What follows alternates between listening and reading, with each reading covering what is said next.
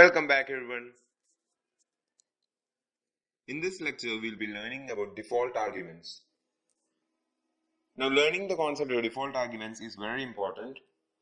So before we learn that, you must understand why we need it. So I'll explain to you the need of default arguments with a very simple example. We are going to use a real world example. Suppose you have made yourself a game, you have made a game and you have uploaded it to Steam, Amazon and all sorts of online markets. Suppose it's on Amazon and a customer comes in and he likes your game and he wants to buy it.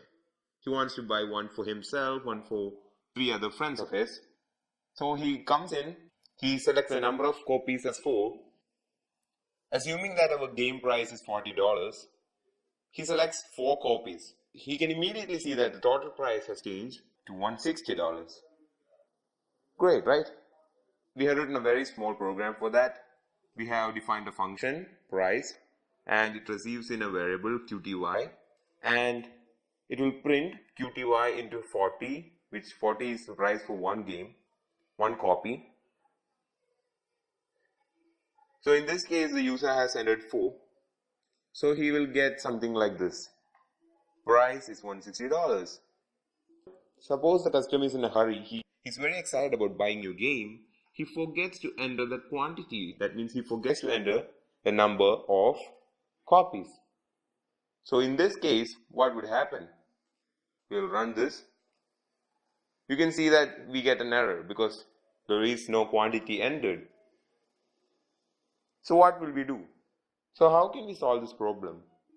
There must always be a default argument, a default value in case the user forgets to enter his input.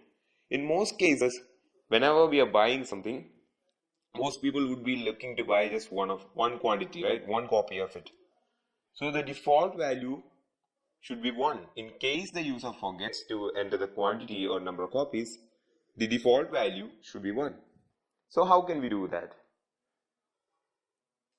It is very simple. I will show you how.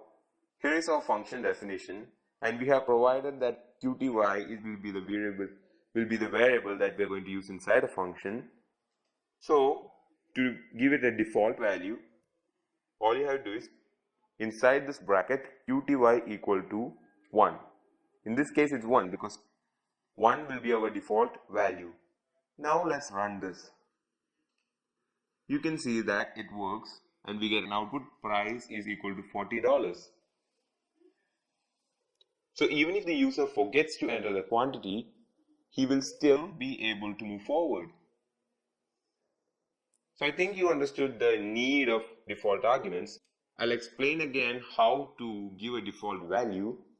So in this function definition, usually we just give in the variable name, right? Now we are also giving, in this case, we are also giving the default value of that variable. That means we are giving the variable equal to 1.